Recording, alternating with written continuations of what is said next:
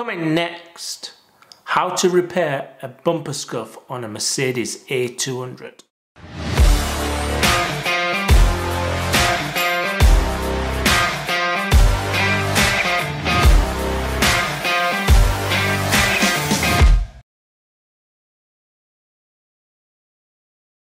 Hi guys, so here we have an Elbate Green Mercedes A200. Colour code is 175. We've got a scuff bumper on the offside rear, the driver's side rear bumper, and we're going to start repairing this. First of all, we're going to take out the plastic moulding, as we will need to paint inside there. Just using the DA now. It is on 180 grit. It's quite deep, the scuffing, so trying to rub all of it out. It's better to rub out the damage rather than fill. So if you can ever rub all the damage out, then do so, but always thinking in mind to keep the shape of the bumper. It's not easy to use a DA to do this. If you're not that confident, then use sanding blocks. It does take longer, but less chance of ruining the shape. Using these mats on the floor, especially, it helps in regard to keeping the dirt off the floor off. Got a clean area. If you're looking to buy one of these mats, I can sort that out for you. Just give me a bell, leave a comment. Yeah, guys, if you are liking this video, please leave a like, leave a comment, tell me that you like this video. Also, if you want to see more videos like this, then subscribe and click that bell, and you'll be notified on every update I do. It helps out. It'll help me make better videos in the future. So I'm just finishing off here with a block, going down a grade. So going now to 240, getting out all the deep scratches from the 180 grit, just wiping off the excess plastic.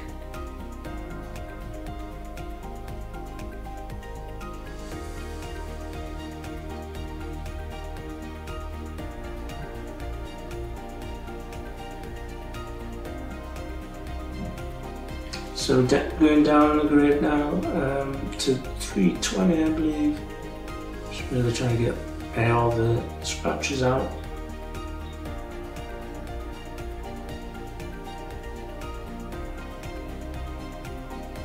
Scotching. This is probably one of the important, as well as two really important parts of repairing a car. Scotching is one of them, and just keeping the panels clean is the second. When it comes to scotching, it's always advised to scotch in more than one direction. So left and right, up and down, and you can do it in circle patterns. I always check after I've scotched, dry it down, and see if there's any shiny bits left. If there's any shiny bits, then you need to scotch more in that area. So guys, if you like this video, please leave a like, and if you want to see more videos, subscribe and click that bell so we can notify you on any future videos. You'll be the first to find out. If you want to see any specific videos, then leave comments at the bottom. Let us know what you'd like us to film next. The more subscribers we have, the bigger jobs we can do, the crazier things that we can do as well. So please subscribe, tell your friends to subscribe, Tell your family members to subscribe. The more subscribers, the better. Bigger channel we have, the more we can do. The more we can get you involved as customers as well. Maybe you've got a car that you want repairing. Maybe we'll come to yours and film it, and we'll do it all for free. But we need to get subscribers to do this. Yeah, you got the like toy and eye cover there. Always remove that and scotch in and around the areas there. You don't want the paint to start peeling. The edges around the lights and the rear quarter panel and the valance at the back and inside where the trim was. Make sure it's all scotched properly. Any shiny bits anywhere, the paint will peel. Any residue that is left, so panel wiping, you always check the cloth, see if there's any paint being removed onto the cloth. Keep panel wiping until it's clean. That's the way you'll find that there's no dirt layers there, which is another reason why paint peels. You need a good strong bond to the paint, and having any layer of dirt in between that will not help adhesion. Mask it up now. Always take your time with masking up. There's nothing worse than seeing paint where it's not meant to be. And for some reason, even if you mask up perfectly, there's always gaps that appear somewhere and overspray somehow gets inside. Always check for these overspray patches after you've removed all the masking and you've painted everywhere, because it's just the finishing touches that make your job stand out better.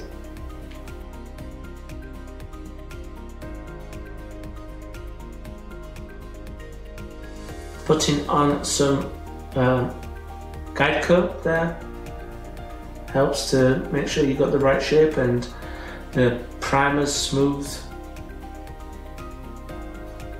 Allow this to dry for the allotted time. This one is 10 minutes. Rubbing this down with 500.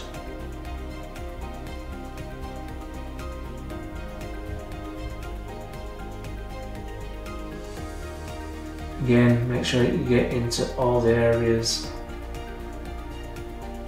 It's not an easy area, that vented area. And now 800 again.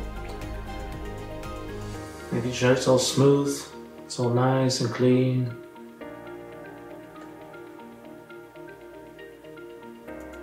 Panel wipe this again, make sure no residue is there. Always check the cloth, always use clean cloths. Always change the cloth and get a new clean cloth, and just constantly check that it's clean. Now we should be ready for the paint. Okay, the first layer of paint, dust coat. Second layer of paint. Covers quite well, this paint actually, it's a nice colour. Third layer. Always leave enough time in between each coat to allow the paint to dry. I leave it around about 5 to 10 minutes each layer. There was a little bit at the bottom which I've just put some stopper in. Stoppers are quite a good product to use. Really thin scratches, tiny chips. Takes a bit to dry, but make sure that dries enough. Always mask the wheels as well. Can you see how there's quite a lot of paint there? And I use a cover to cover plastic sheet to cover the whole vehicle. Again, it's those kind of touches that prevents further time spent cleaning the car afterwards. So now we're going to the first coat of lacquer, the dust coat again. Allow this to dry 10 minutes to seal it in, because when you're using waterborne paint, it needs to seal in. Going for a glossy finish there. It's looking nice. Once it's drying, the lacquer, before it's completely dry, start removing the paper. I think it's the best time to remove the paper. If you leave it until it's completely dry, then the lacquer can kind of stick to the paint on the vehicle. So always remove it while it's still tacky. And there we are. We just need to let it dry and polish it and put the sensors back in, and the job's complete. Okay, yeah, wasn't easy. Take the clips out from the lining, yeah, straight in. It's always good to have a jack as well. Jack up the car and get inside. Polish it now. So when you're kind of lacquering, always lacquer further than where you paint, and that way it's just the lacquer on top of lacquer, and you can polish this out and make it disappear. Yeah guys, if you like this video, please subscribe, ring that bell, and we'll notify you on any updates, new videos that we put to YouTube channel. So we can keep you notified. Leave any comments that you want to hear about, any questions that you have about this job. Leave them in the comments and we'll answer every single one.